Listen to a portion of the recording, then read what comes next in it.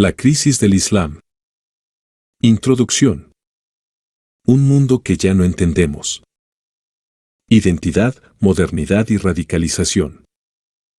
Durante siglos, Occidente vio al Islam como una civilización lejana, orgullosa y coherente, una fe poderosa, un sistema de vida completo, una cultura rica en poesía, arquitectura y conocimiento. Desde Córdoba hasta Bagdad, el Islam fue sinónimo de esplendor y cohesión. Pero hoy, cuando escuchamos Islam en los medios, lo que solemos ver es conflicto, inmigración, terrorismo, guerra civil. ¿Cómo pasamos de aquel Islam que traducía a Aristóteles y construía mezquitas monumentales, al Islam de los atentados suicidas, los burkas forzados y las zonas en guerra perpetua? Esta conferencia nace de una inquietud: el Islam está en crisis, y no lo entendemos. Hay quien lo reduce todo a odio religioso, otros lo ven como invasión cultural, y unos pocos insisten en que todo se arregla con diálogo. Pero la verdad es más compleja. El Islam no es solo una religión, es una civilización. No separa iglesia y Estado porque no tiene iglesia, tiene umma, comunidad, tiene sharia, ley divina, y tiene un sistema que históricamente no distingue lo religioso de lo político. A diferencia del cristianismo, que fue reformado desde adentro y domesticado por los estados modernos, el Islam no ha vivido una reforma equivalente. Y la modernidad occidental, con sus valores, tecnologías y velocidad, lo ha descolocado profundamente. Los estados árabes nacieron con fronteras trazadas por potencias coloniales, sin legitimidad cultural. A sus élites les enseñaron que ser moderno era parecerse a Europa. Pero sus pueblos, cuando regresaban a casa, veían otra cosa: corrupción, pobreza, represión. En ese vacío creció una nueva identidad radical que busca restaurar lo puro, lo original, lo auténtico. Esta crisis no es solo entre el Islam y Occidente. Es, sobre todo, una guerra interna del Islam consigo mismo, entre quienes quieren adaptarse al mundo moderno y quienes quieren imponer el pasado como futuro. Y Europa está en medio. Porque millones de musulmanes ya son parte de su tejido social, y porque el Islam, hoy, ya no está fuera de nuestras fronteras, está dentro de nuestras ciudades. A lo largo de esta conferencia, exploraremos los orígenes de esta crisis, sus expresiones actuales y sus posibles desenlaces. No pretendemos juzgar, sino comprender. Porque en un mundo interconectado, la ignorancia ya no es neutral, es peligrosa. ¿Qué es realmente el Islam tradicional? Para entender la crisis actual del Islam, primero debemos comprender qué es, en su esencia, el Islam tradicional. No se trata solo de una fe que guía la vida espiritual, sino de una estructura total que regula todos los aspectos de la existencia, desde lo íntimo y lo familiar hasta lo político, lo legal y lo cultural. Un sistema completo: religión, ley, política y comunidad. El Islam clásico no concibe la separación entre lo religioso y lo político. Su organización se basa en 4 pilares interconectados. 1. El Corán, palabra revelada directamente por Dios a Mahoma. Es absoluto, eterno e inmodificable. 2. La Sharia, ley islámica derivada del Corán y de la Sunna, dichos y hechos del profeta. Rige desde el comercio hasta la herencia, desde la oración hasta la justicia penal. 3. El califato, forma de gobierno en la que el líder político, el califa, es también la máxima autoridad religiosa. 4. La umma, la comunidad global de los creyentes musulmanes, más allá de las fronteras étnicas o territoriales. Esto significa que, para el Islam clásico, no existe el concepto de Estado laico ni de religión privada. Todo es público, todo está regulado por la ley de Dios. Una cosmovisión cerrada, pero coherente. Durante siglos, el Islam fue una civilización coherente. Ofrecía certezas en un mundo incierto. Todo tenía un sentido, un lugar, una ley. Desde el nacimiento hasta la muerte, el creyente sabía qué debía hacer, cuándo y cómo. Esto le dio fuerza y estabilidad durante mucho tiempo. Pero también lo volvió rígido ante el cambio, especialmente cuando comenzaron a llegar ideas externas, libertad individual, democracia, igualdad de género, ciencia crítica, secularización. La Sharía, ley divina inmodificable. Uno de los mayores desafíos del Islam ante la modernidad es su relación con la ley. La Sharía no es una constitución flexible que pueda reformarse por consenso político, es una interpretación de la voluntad de Dios, y por tanto no está sujeta al debate humano, aunque existen distintas escuelas jurídicas, suníes y chiíes, todas coinciden en que no se puede modernizar la palabra de Dios. Esto ha generado una profunda tensión en los últimos 2 siglos, cómo adaptar un sistema legal revelado a una realidad cambiante sin traicionar su esencia. El Islam frente al Estado moderno. La aparición del Estado-nación moderno, con soberanía popular, fronteras, ciudadanía y derecho civil, es completamente ajena a la tradición islámica. El Islam no concibe la soberanía del pueblo, sino la soberanía de Dios. Esto ha dificultado enormemente la construcción de estados modernos en el mundo musulmán. Los intentos de secularización han sido impuestos desde arriba, como en Turquía, pero con resistencias profundas desde abajo. La tensión no resuelta. Aquí reside una de las raíces de la crisis actual. El Islam tradicional es completo, pero no reformable sin poner en riesgo su coherencia interna. Y al mismo tiempo, el mundo moderno no se detiene, exige adaptación, evolución, revisión constante. Esto genera una disyuntiva dolorosa. Adaptarse y traicionar la tradición, resistirse y quedar al margen del mundo contemporáneo. De esa tensión nacen muchas de las corrientes que hoy se enfrentan dentro del Islam, desde los reformistas que buscan reinterpretar el Corán, hasta los salafistas que quieren volver al siglo VII como solución a todos los males. La fractura interna, de la fe a la política. Toda religión contiene en su interior distintas tendencias. En el Islam, esas tensiones no son nuevas, pero en el contexto actual han adquirido una dimensión política y violenta. Lo que antes eran debates sobre teología o práctica, hoy se han transformado en luchas por el poder, el control de la comunidad y la legitimidad religiosa. Un abanico de posturas dentro del Islam. Desde sus inicios, el Islam ha sido diverso. Existen múltiples ramas, escuelas jurídicas y tradiciones espirituales. Podemos identificar, a grandes rasgos, 3 orientaciones. 1. Los reformistas y modernistas, que intentan reconciliar el Islam con el mundo moderno, defendiendo la reinterpretación, ijtiad, de los textos sagrados. 2. Los tradicionalistas, que buscan conservar el legado jurídico y espiritual clásico. 3. Los puritanos o literalistas, como los salafistas, que desean regresar a una supuesta pureza original del Islam de los primeros 3 siglos, la salaf. Esta última tendencia es la que más ha crecido en contextos de crisis. El salafismo, volver a los orígenes. El salafismo es una corriente rigorista, antiintelectualista y antimodernista. Sus principios. Rechazo total de la innovación, vida, en la religión, lectura literal del Corán y de la Sunna. Rechazo del misticismo, como el sufismo, y del pluralismo islámico. No todos los salafistas son violentos. De hecho, muchos son quietistas, dedicados a la predicación y la vida austera. Pero una parte de ellos justifica el uso de la violencia para purificar la comunidad musulmana y restaurar el orden divino.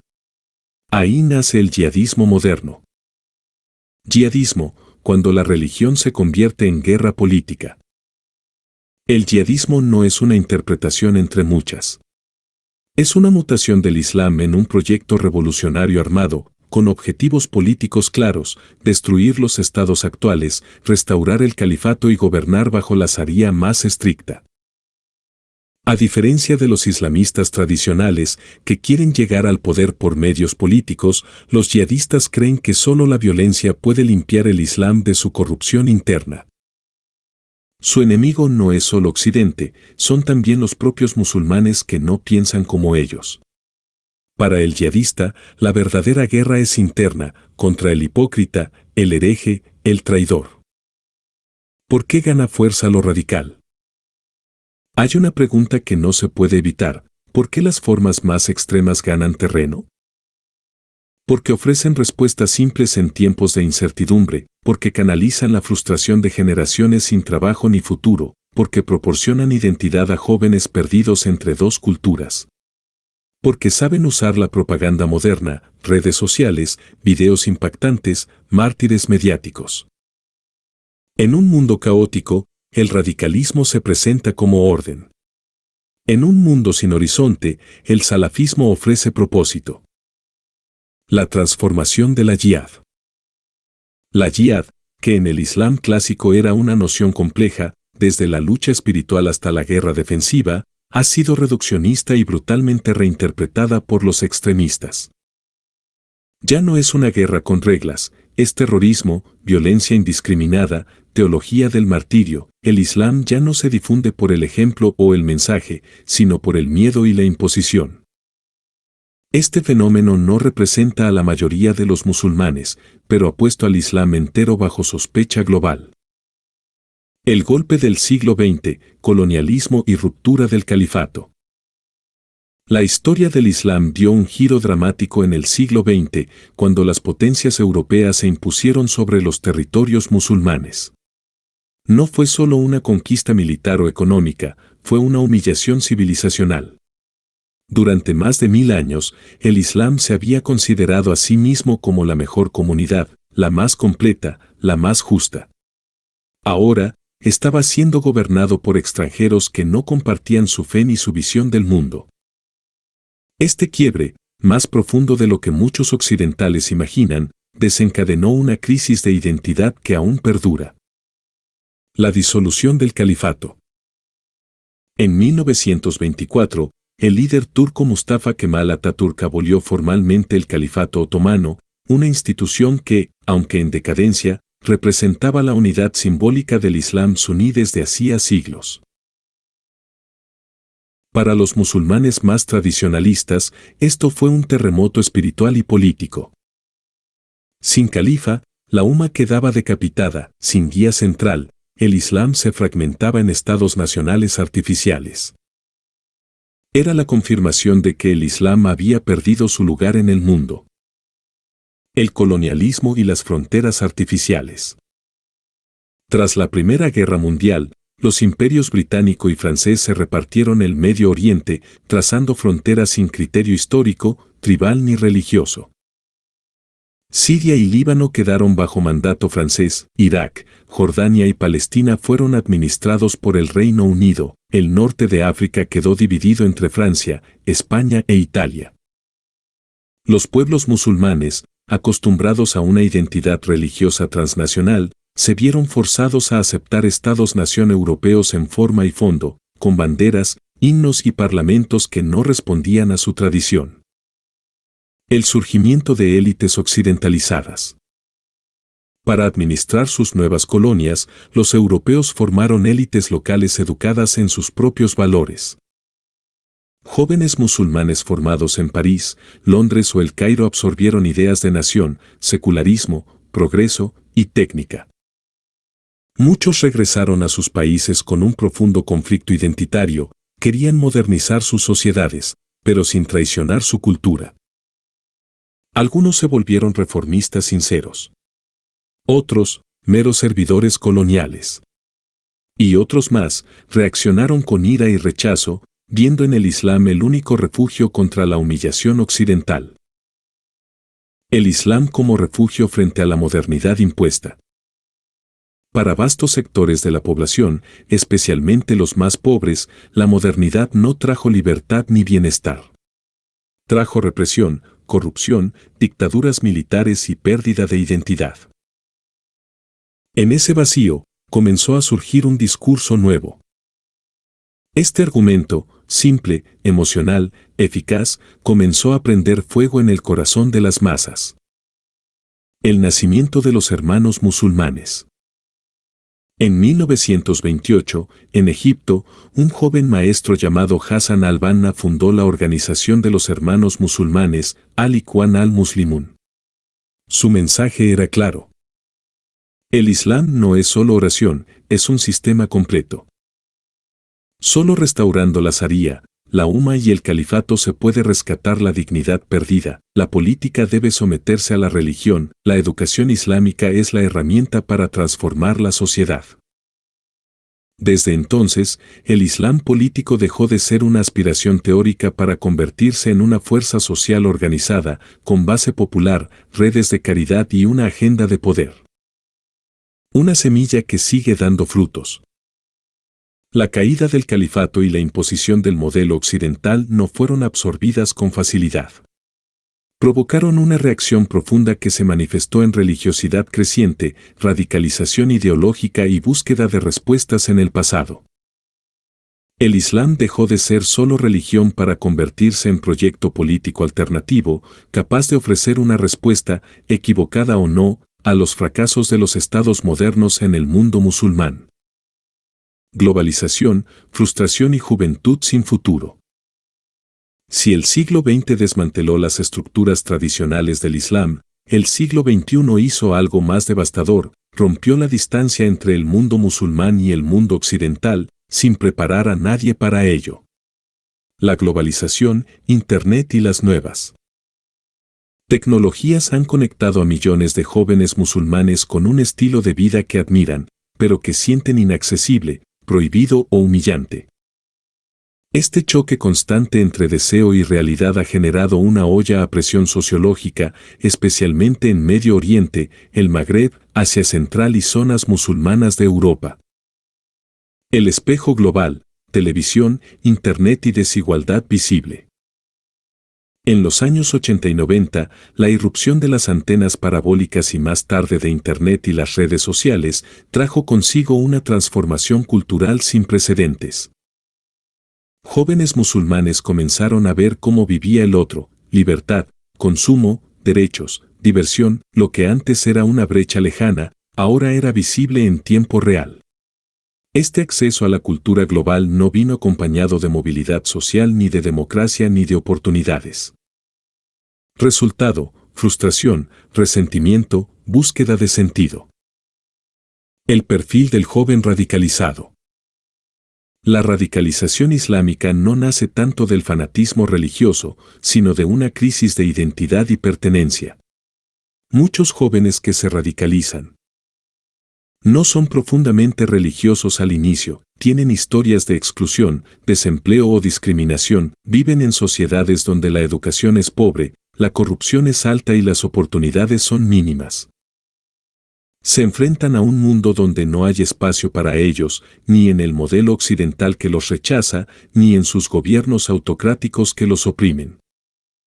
El vacío que llena el extremismo. En este contexto, el Islam radical ofrece una explicación simple del fracaso: nos alejamos de Dios, un proyecto de acción y pertenencia, únete a los hermanos, un enemigo concreto que culpa de todo, Occidente, los gobiernos corruptos, los herejes internos. Una épica heroica y religiosa, el mártir, el combatiente, el elegido. Lo que el Estado y la educación no ofrecen, lo da la propaganda extremista con gran eficacia. El poder de la narrativa. Grupos como Al-Qaeda o el Estado Islámico entendieron rápidamente que no estaban en guerra solo con armas, sino con ideas. Por eso, dominan el lenguaje digital, YouTube, Telegram, foros cerrados, usan símbolos, himnos, banderas, mártires, transforman al joven marginado en guerrero de Dios con causa global. La identidad islámica radical ofrece poder donde antes solo había invisibilidad.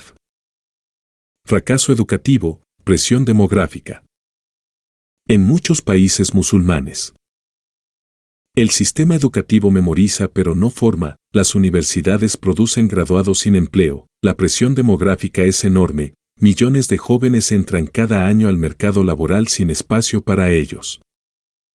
Esta es la verdadera bomba de tiempo del mundo islámico, una juventud desesperada en busca de sentido, reconocimiento y justicia. Opciones limitadas, emigrar o combatir. Frente a esta realidad, muchos jóvenes ven solo dos caminos. 1. Migrar a Occidente, aún a riesgo de muerte. 2. Sumarse a una causa violenta que promete redención y poder. Ambas opciones reflejan el mismo fondo de desesperanza. Y ambas nacen no del Islam como religión, sino del Islam como refugio frente al colapso de los horizontes reales. Radicalización política, islamismo, salafismo y yihadismo.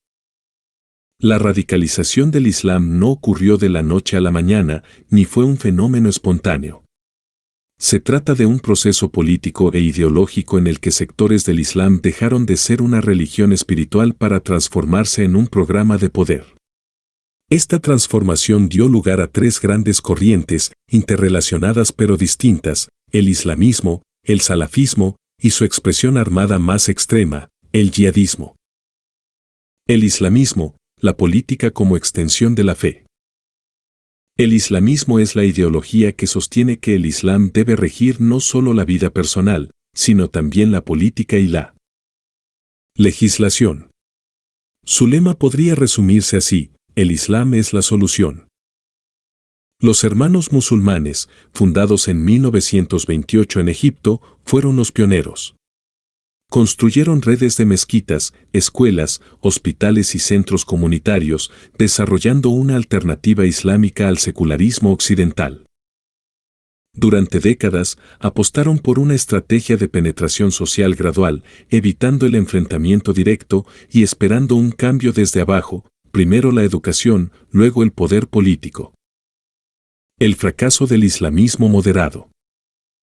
En el siglo XXI, especialmente durante y después de la primavera árabe 2011, el islamismo ganó espacio político. En Egipto, los Hermanos Musulmanes ganaron elecciones democráticamente, pero en 2013 fueron derrocados por un golpe militar respaldado por sectores laicos y religiosos tradicionales. El mensaje que muchos recibieron: ni siquiera participando pacíficamente se puede alcanzar el poder. Este fracaso generó frustración en miles de jóvenes islamistas, algunos de los cuales radicalizaron su postura y se acercaron a la violencia. El salafismo, la pureza como respuesta. Mientras el islamismo construía desde la base, el salafismo proponía una vuelta radical a los orígenes del Islam, sin política moderna, sin partidos, sin constituciones. Los salafistas creen que solo puede haber orden si se restaura el Islam de los primeros siglos, antes de que se contaminara con filosofía, modernidad y sectarismo. El salafismo es literalista en su interpretación del Corán, antidemocrático, rechaza la soberanía popular, rígido en su moral y normas sociales, dividido internamente entre quietistas, no políticos, activistas y yihadistas. El yihadismo, la violencia como purificación. La vertiente más extrema del salafismo es el yihadismo, una ideología que justifica el uso de la violencia armada para imponer la ley de Dios, derrocar gobiernos apóstatas y combatir a los infieles. Entre sus principales expresiones contemporáneas destacan: Al-Qaeda, fundada por Osama Bin Laden en los años 80.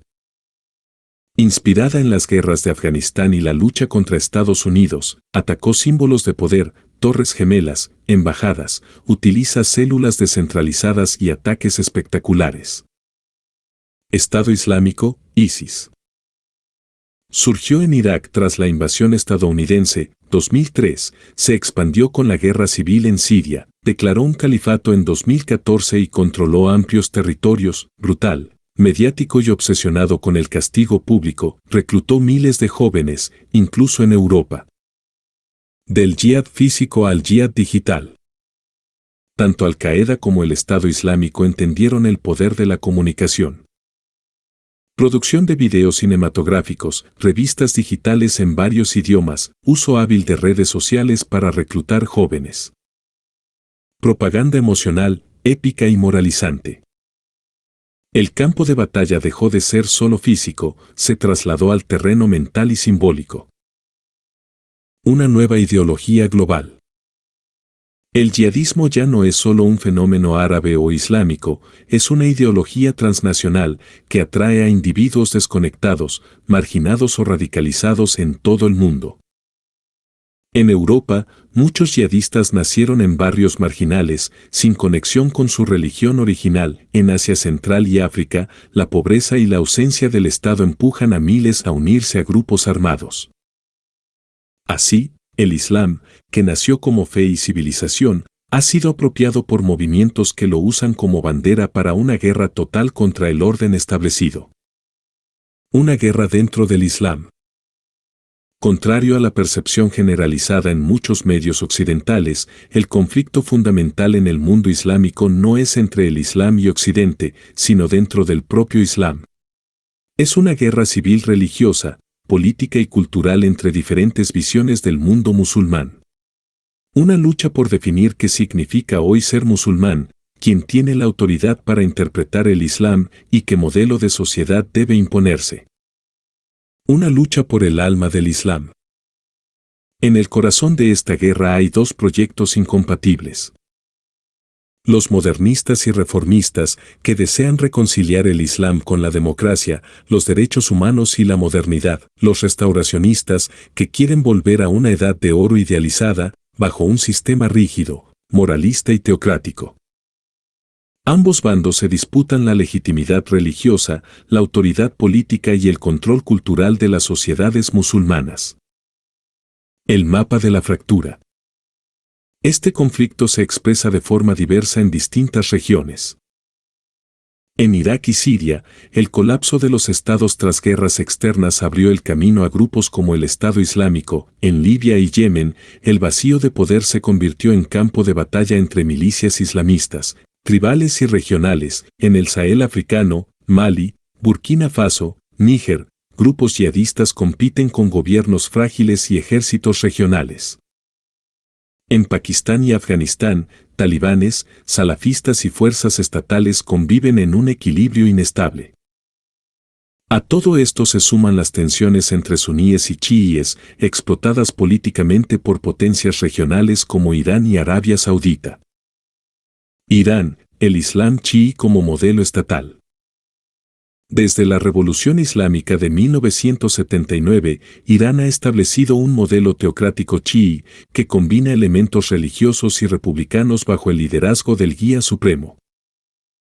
En su visión, el Islam no solo debe resistir a Occidente, sino liderar una revolución espiritual global. Irán apoya grupos como Hezbollah en el Líbano y milicias chiíes en Irak, Siria y Yemen. Para los salafistas suníes, Irán es un enemigo hereje y peligroso. Turquía, neo-otomanismo y Islam político moderado. Bajo el liderazgo de Recep Tayyip Erdoğan, Turquía ha buscado un rol protagónico como potencia islámica suní, combinando islamismo moderado con nacionalismo turco. Expansión geopolítica suave, cultura, ayuda, presencia militar, defensa simbólica de la Umma, especialmente en Palestina. Turquía rivaliza con Irán y Arabia Saudita, pero se presenta como modelo de Islam moderno con raíces tradicionales. El colapso del Estado y el retorno del califato simbólico. Donde el Estado ha fracasado en proveer servicios, justicia y seguridad, grupos islamistas y yihadistas ocupan el vacío. Prometen orden, justicia divina y dignidad. El Estado Islámico, en su apogeo, fue más que un grupo terrorista, fue un experimento político, con impuestos, justicia, control territorial y propaganda. Aunque fue derrotado militarmente, su lógica sigue viva en otros contextos. Una batalla entre interpretación y poder. El Islam tradicional no tiene una autoridad central, como un papa. Por eso, cada grupo compite por ser el verdadero intérprete del Islam. ¿Quién representa a la Umma? ¿Quién decide qué es ortodoxo y qué es herejía? ¿Quién tiene derecho a gobernar en nombre de Dios? Sin un centro unificador, esta batalla continúa y el Islam global sigue dividido, politizado y en disputa. Una guerra ideológica más que militar. Aunque se expresa con armas y atentados, esta guerra es, sobre todo, una lucha de ideas. Lo que está en juego no es solo el control de territorios, sino el sentido del Islam en el siglo XXI. Y en esa lucha, millones de musulmanes moderados, laicos o simplemente comunes quedan atrapados entre extremistas, dictadores y potencias extranjeras. ¿Europa y el Islam, enemigos o vecinos? La crisis del Islam no ocurre solamente allá, en Medio Oriente, el Sahel o Asia Central. También ha llegado a Europa, no como invasión, sino como una realidad social cotidiana. Hoy, millones de musulmanes viven, trabajan, estudian y votan en países europeos.